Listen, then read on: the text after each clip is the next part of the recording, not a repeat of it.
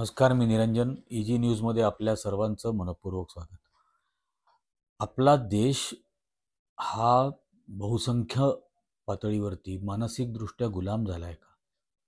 खरंच खूप गंभीर विषय आहे आणि कृपा करून याचं गांभीर्य ठेवूनच सगळ्यांनी ऐकावं.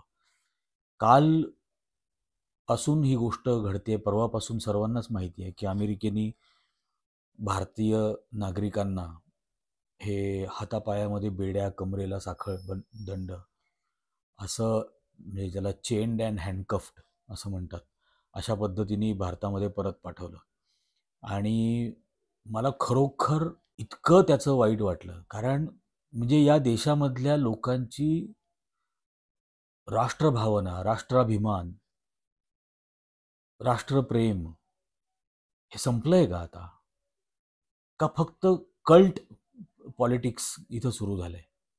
फक्त नरेंद्र मोदी नावाचा एक कल्ट आहे, RSS नावाचं एक कल्ट ऑर्गनायझेशन आहे, आणि केवळ त्यांच्या भक्तीमध्ये राहायचं, स्लेव्ज लाईक अ स्लेव्ह, गुलाम.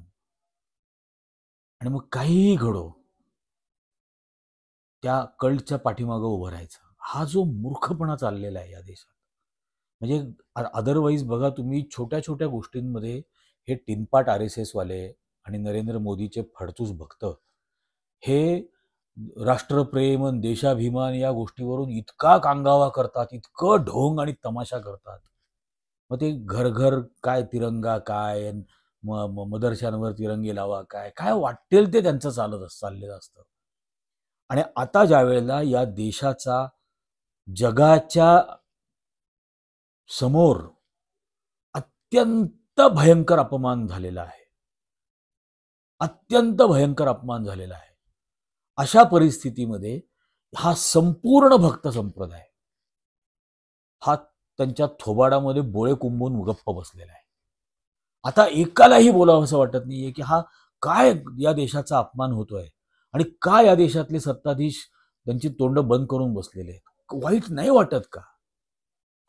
म्हणजे ते भले अमेरिकेमध्ये असलेले इल्लीगल इमिग्रंट्स असतील, ते बेकायदेशीररित्या अमेरिकेत घुसलेले असतील, पण विमानामध्ये बसवल्यानंतर ते पळून जाणार होते का? लष्कराच्या विमानात जिथं सैनिक पहारा देत आहेत, ते तिथून पळून जाणार होते का? त्यांच्या हातामध्ये बेड्या, कमरेला साखळी बांधलेली, त्या साखळ्या एकमेकाला बांधलेल्या आणि पायामध्ये सुद्धा बेड्या घातलेल्या, त्यांना जेवणासाठी म्हणून 40 तास प्रवास झाला, 2 ठिकाणीमध्ये हॉल्ट केला, एकाही वेळेला त्यांच्या हातातली बेडी सोडली गेली नाही, त्यांच्या पायातली बेडी सोडली गेली नाही. तसंच खुरडत खुरडत त्यांनी मागितलं, म्हटलं, आणि त्या एखाद्या सैनिकाला जर दया आली तर या सगळ्यांना मिळून उपलब्ध असलेल्या एका टॉयलेटमध्ये त्याला खुरडत खुरडत जावं लागत होतं. ती स्टेटमेंट्स आली आहेत. अमृतसरला उतरल्यानंतर जे सोडले गेलेत त्यांची स्टेटमेंट्स आली आहेत. मेरा नाम हरविंदर सिंह है। सानू इन्होंने 2 फरवरी ਨੂੰ ਸਾਨੂੰ ਇਹਨਾਂ ਨੇ ਕੱਢ ਲਿਆ ਉੱਥੋਂ ਕਮਰੇ 'ਚ ਬਾਹਰ ਕੱਢ ਕੇ ਸਾਡੇ ਹੱਥ ਘੜੀਆਂ ਲਾਈਆਂ ਗਈਆਂ ਨੇ। ਸਾਨੂੰ ਕਹਿੰਦੇ ਕਿ ਅਸੀਂ ਕੈਂਪ ਦੇ ਵਿੱਚ ਲੈ ਕੇ ਚੱਲੇ ਆ ਤੇ ਸਾਨੂੰ ਇਹਨਾਂ ਨੇ ਇਹ ਨਹੀਂ ਦੱਸਿਆ ਕਿ ਅਸੀਂ ਤੁਹਾਨੂੰ ਡਿਪੋਰਟ ਕੀਤਾ ਵਾ। ਸਾਨੂੰ ਸਿਰਫ ਇਹੀ ਦੱਸਿਆ ਗਿਆ ਸੀ ਕਿ ਅਸੀਂ ਤੁਹਾਨੂੰ ਕੈਂਪ ਲੈ ਕੇ ਚੱਲੇ ਆ। ਜਦੋਂ ਇਹਨਾਂ ਨੇ ਸਾਨੂੰ ਬੱਸਾਂ 'ਚ ਬਿਠਾ ਲਿਆ, ਸਾਡੇ ਹੱਥ ਘੜੀਆਂ ਲਾਈਆਂ, ਸਾਡੇ ਪੈਰਾਂ ਨੂੰ ਵੀ ਤੇ ਹੱਥਾਂ ਨੂੰ ਵੀ ਲਾ ਕੇ, ਤੇ ਇਹਨਾਂ ਨੇ ਸਾਨੂੰ ਜਹਾਜ਼ 에ਅਰਪੋਰਟ ਤੇ ਲੈ ਗਏ। ਤੇ ਜਦੋਂ ਅਸੀਂ ਜਹਾਜ਼ 'ਚ ਬੈਠੇ ਤੇ ਉਦੋਂ ਇਹਨਾਂ ਨੇ ਦੱਸਿਆ ਕਿ ਤੁਹਾਨੂੰ ਇੰਡੀਆ ਲੈ ਕੇ ਚੱਲੇ। ਇਹਨਾਂ ਨੇ 2 ਥਾਂ ਸਟੇ ਕੀਤੀ ਹੈ, ਸਾਡੀ 2 ਥਾਂ ਸਟੇ ਕਰਕੇ ਤੇ ਫਿਰ ਇਹਨਾਂ ਨੇ 40 ਘੰਟੇ ਸਾਨੂੰ ਲੱਗੇ ਅੰਮ੍ਰਿਤਸਰ ਤੱਕ ਆਉਣ ਤੱਕ। ਤੇ ਉੱਥੇ ਸਾਡੇ ਆਣ ਕੇ ਸਾਨੂੰ ਹੱਥ ਘੜੀਆਂ ਖੋਲੀਆਂ। ਪਰ ਪਹਿਲਾਂ ਜਿਹੜਾ ਜਹਾਜ਼ ਵਿੱਚ ਕੀਤਾ ਇਹਨਾਂ ਨੇ ਟੌਰਚਰ ਆਈ, ਜੋ ਵੀ ਬਾਥਰੂਮ ਜਾਣਾ ਇਹਨਾਂ ਨੇ ਸਾਨੂੰ ਹੱਥ ਘੜੀਆਂ ਵਿੱਚ ਹੀ ਲੈ ਕੇ ਜਾਣਾ ਇੱਕ ਫੜ ਕੇ, ਤੇ ਜੋ ਵੀ ਖਾਣਾ ਤੇ ਇਹਨਾਂ ਨੇ ਹੱਥ ਘੜੀਆਂ ਨਹੀਂ ਖੋਲਣੀਆਂ। ਅਸੀਂ ਮਜਬੂਰੀ ਨਾਲ ਜੋ ਵੀ ਖਾਣਾ ਤੇ ਬੜੀ ਤੰਗ ਹੋ ਕੇ ਖਾਣਾ, ਸਾਨੂੰ ਤੰਗ ਪਰੇਸ਼ਾਨ ਕੀਤਾ ਇਹਨਾਂ ਨੇ ਜ਼ਿਆਦਾ। ਤੇ ਬਾਕੀ ਮੈਂ ਜੋ ਵੀ ਸਰਕਾਰ ਕੋਲੋਂ ਮੰਗ ਕਰਦਾ, ਮੈਂ ਕਹਿੰਦਾ ਕਿ ਸਾਡੀ ਹੈਲਪ ਵੱਧ ਤੋਂ ਵੱਧ ਕੀਤੀ ਜਾਵੇ। बरं, इतकंच नाही, अमृतसरला हे भारतीय परत आल्यानंतर हरियाणामधले जे त्यातले नागरिक होते त्यांना हरियाणा सरकारने कैद्यांच्या व्हॅनमधून घेऊन गेले परत, कैद्यांच्या. अरे, तुमच्या देशाचे नागरिक आहेत ना, तुमच्या देशात त्यांनी काही गुन्हा केलाय का? तुमच्या देशात जर काहीही गुन्हा केलेला नाहीये, का त्यांना कैद्यांसारखी वागणूक देताय? आणि हे इतकं भयंकर घडतंय आणि हा सगळा संघाचा संप्रदाय निर्बुद्ध अंधारावर प्रेम करणारे मठ्ठ बैल हे गप्प बसलेले आहेत. कोणाला वाईट वाटत नाहीये, कोणी त्याबद्दल बोलत नाहीये. हा इतका प्रचंड मोठा अपमान झाला. आणि छोटे देश, छोटे छोटे देश, मेक्सिको सारखे, कोलंबिया सारखे, हे ताठ मानेने उभे राहतात. ती मेक्सिकोची प्रेसिडेंट महिला असेल, ती सरळ जाहीर करून टाकते की लक्षात ठेवा, तुमच्या भिंतीच्या पलीकडे 7 बिलियन लोक राहतात आणि आम्ही तुमचं मॅकडोनाल्ड्सचे बर्गर खाणं बंद करून टाकू, आम्ही तुमची इथली विस्की पिणं बंद करून टाकू, आम्ही तुमच्या गाड्या विकत घेणं बंद करून टाकू, आम्ही अमेरिकन प्रॉडक्ट घेणं बंद करून टाकू. ताठ मानेनं ती बोलते, प्रत्युत्तर देते. एवढासा देश आहे. ती सरळ सांगते की मेक्सिकोमध्ये गैरमार्गाने येणारी अवैध हत्यारं जी आहेत त्यातली 70% अमेरिकन हत्यारं आहेत, ज्यामुळे मेक्सिकोमधल्या नागरिकांमध्ये हिंसा होते आणि त्यांचे बळी जातात. याला अमेरिका जबाबदार आहे. ताठ मानेनं ती महिला उभी राहून बोलते. कालच्या याच्यात मी इंदिरा गांधींचं उदाहरण सांगितलं. देवयानी खोब्रागडेंच्या बरोबर ज्या वेळेला झालं होतं, भारताच्या अमेरिकेतल्या दूतावासामध्ये राहणाऱ्या महिला कर्मचारी देवयानी खोब्रागडे यांना हातामध्ये बेड्या घालून अटक करण्याचं ज्या वेळेला अमेरिकन सरकारने ठरवलं, तेव्हा मनमोहन सिंगांनी 2 वेळेला अधिकाऱ्यांना सांगितलं अमेरिकन की असं करू नका. त्यांनी नाही ऐकलं, अमेरिकेने नाही ऐकलं. त्यावेळेला मनमोहन सिंगांच्या सरकारने दिल्लीमध्ये असलेल्या अमेरिकन एम्बसीच्या भोवतालचा संपूर्ण सुरक्षा व्यवस्था काढून टाकली. पूर्णपणे ती सुरक्षा व्यवस्था हटवली. तो रस्ता जो बॅरिकेड लावून बंद केलेला होता त्यांच्या सुरक्षेसाठी, ती बॅरिकेड्स काढून टाकली. नागरिकांसाठी तो रस्ता खुला करून टाकला तिथला. आणि अमेरिकन अधिकाऱ्यांना भेटणं सुद्धा नाकारलं. भानावर आली अमेरिका, भानावर आली आणि माफी मागितली आणि देवयानी खोब्रागडेंना सन्मानाने भारतात परत पाठवलं. हे मनमोहन सिंगांचं सरकार होतं, ज्यांना हा टवाळखोर वीक मुख्यमंत्री म्हणत होता, रेनकोटमध्ये आंघोळ करता म्हणत होता आणि स्वतः गंगेमध्ये जॅकेट घालून डुबक्या मारत होता. आणि ही अवस्था या देशाची होती आहे.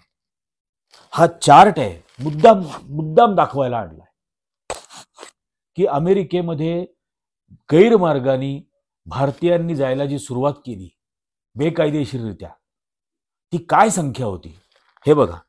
2012 साली 642 जण, 2013 साली 1000 जण, 2014 साली 1527, 2016 3668, 2018 9234, 2020 19,883, 2021 30,662, 2022 63,927 भारतीय गैरमार्गाने बेकायदेशीररित्या अमेरिकेमध्ये घुसले आणि 2023 96,917 भारतीय लोकांनी अमेरिकेमध्ये अवैध पद्धतीने प्रवेश केला, इल्लिगली.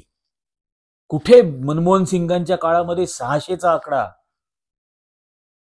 अमेरिकेमध्ये जाणारे आणि कुठे नरेंद्र मोदींच्या 10 वर्षामध्ये 600 वरून 96,000वरती गेलेला आकडा.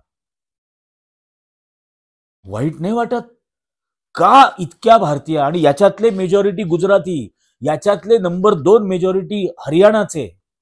या दोन्ही राज्यांमध्ये या भारतीय जनता पक्ष, नरेंद्र मोदी आणि RSSचं डबल इंजिन सरकार आहे असं म्हणतात. गुजरातमध्ये तर 30-35 वर्षापासून आहे, हरियाणामध्ये आहे गेल्या 10-15 वर्षापासून. का या डबल इंजिन सरकार असलेल्या गुजरात आणि हरियाणातल्या लोकांना भारत सोडून बेकायदेशीर मार्गाने अमेरिकेमध्ये जावं असं वाटतं का? आणि यांना हातापायामध्ये बेड्या घालून परत पाठवलं जातं. कोलंबियाच्या राष्ट्रपतींनी उघड सांगितलं की माझ्या देशातले नागरिक अवैध मार्गाने तिकडे गेलेले असतील तरीही माझ्या देशामध्ये मी त्यांना असं हातापायामध्ये बेड्या आणि लष्कराच्या मालवाहू विमानातून आलेलं स्वीकारणार नाही. 2 वेळेला अमेरिकेच्या लष्करी विमानांना तिथं उतरण्याचीच परवानगी नाकारली कोलंबियामध्ये. परत जावं लागलं. कोलंबियाच्या राष्ट्रपतींनी सांगितलं माझ्या देशाचं चार्टर्ड फ्लाईट पाठवेन आणि त्याच्यानेच माझ्या देशातले नागरिक परत येतील. याला राष्ट्राभिमान म्हणतात. याला आपल्या देशाच्या नागरिकाच्या प्रतिष्ठेची काळजी घेणं म्हणतात. इथं तुम्ही त्याच्या प्रतिष्ठेची काळजी घेत नाही म्हणून या लाखोच्या संख्येने सोडून चालले. लाखोच्या संख्येने 7 लाखापेक्षा जास्त भारतीय असे अवैध मार्गाने अमेरिकेत गेलेत. आणि या दिवट्याच्या नरेंद्र मोदीच्या काळात आणि काहीही वाटत नाही. ते ज्या वेळेला येणार होते अमृतसरला त्यावेळेला गंगेत डुबक्या मारत होता, कारण दिल्लीमध्ये मतदान होणार होतं आणि पुन्हा एकदा तो धार्मिक प्रोपागंडा करायचा होता.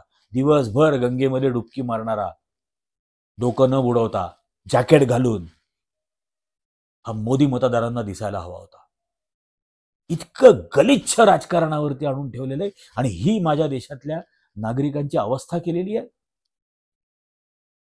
काय याच्यावरती काय बोलणार आहात? याच्यातला आणखीन एक चार्ट आहे, भयंकर आहे आणि अत्यंत दुःखद आहे. 2020 साली जे भारतीय इथून गेले 19,883 गेले 2020 साली. त्या 19,883 बरोबर 9 बालकं होती. 9 लहान मुलांना जीवाचा धोका पत्करून, ज्याला डॉंकी रूट म्हटलं जातं, त्या पद्धतीने त्यांना घेऊन गेले. मेक्सिकोतून, कॅनडातून एक गुजराती कुटुंब तर त्या थंडीमध्ये मेलं.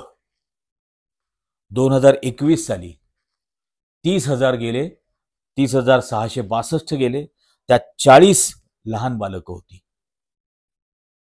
2022 साली 63,000 जण अवैधरित्या अमेरिकेत शिरले, त्यात 202 लहान मुलं होती.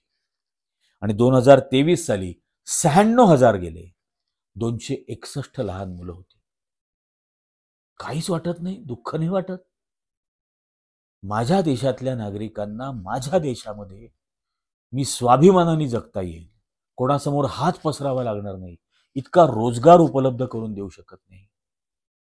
आणि हा अमानवी माणूस संसदेत म्हणतो, मैं माँ लक्ष्मी से प्रार्थना करता हूं, माँ लक्ष्मी से, कि गरीबों पर और मध्यम वर्गीयों पर दया करे.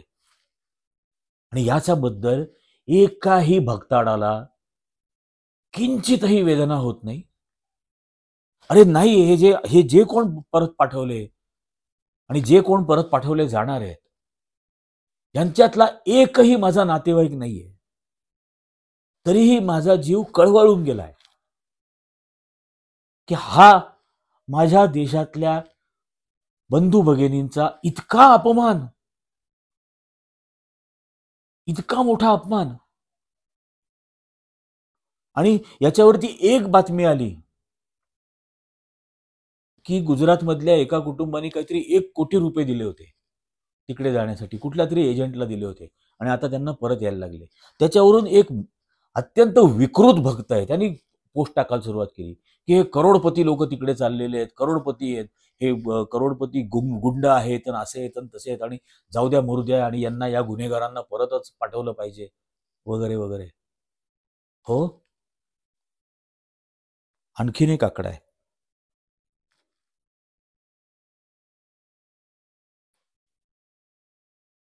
हे वैध मार्गाने, कायदेशीर मार्गाने भारताचं नागरिकत्व सोडून गेलेले लोक आहेत, ज्यांचं भारतामध्ये असतानाचं उत्पन्न हे $1 मिलियन होतं वर्षाचं, म्हणजे साधारण 8-9 कोटी रुपये त्यांचं उत्पन्न होतं. यांची संख्या आहे 15 लाख. 15 लाख भारतीयांनी नागरिकत्व सोडलं कायदेशीर मार्गाने पैसे भरून.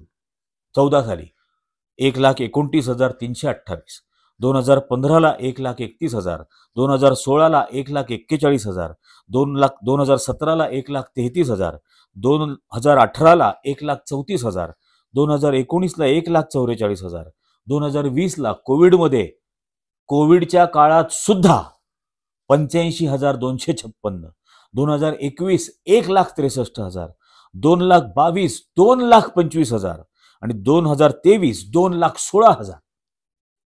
15 लाख भारतीयांनी उत्पन्न असून सुद्धा 8-9 कोटी रुपयाचं वर्षाचं उत्पन्न म्हणजे गरीब नव्हते, दुसऱ्या देशाचं नागरिकत्व विकत घेतलं आणि हा देश सोडून गेले. का त्यांना सोडावं असं वाटलं?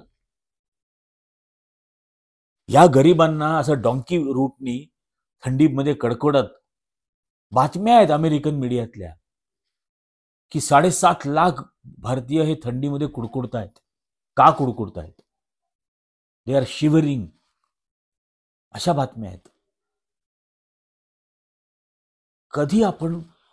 कधी आपण निष्पक्षपणाने फक्त देश म्हणून विचार करणार? फक्त देश, कुठलाही पक्ष नाही, कुठलाही राजकीय पक्षाचा विचार नाही. पण हा देशाभिमानाचा अपमान आहे, हा या देशाच्या सार्वभौमत्वाचा अपमान आहे. छोटी छोटी राष्ट्र स्वाभिमान दाखवल्यात, छोटी,